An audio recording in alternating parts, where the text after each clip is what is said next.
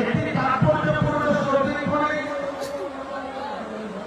একটি ফুটফুটে সন্তান ভূমিষ্ঠ হয়েছিলেন। অত্যন্ত দুষ্টু বালক, এত দুষ্ট ছিলেন রবি ঠাকুর, বাড়ির লোকজন তাকে ঘরের মধ্যে বন্ধ করে সামনের দরজার শিকড়টা করে দিলেন। দুষ্ট রবি ঠাকুরকে ঠাকুর পরিবার আটকে রাখতে পারলেও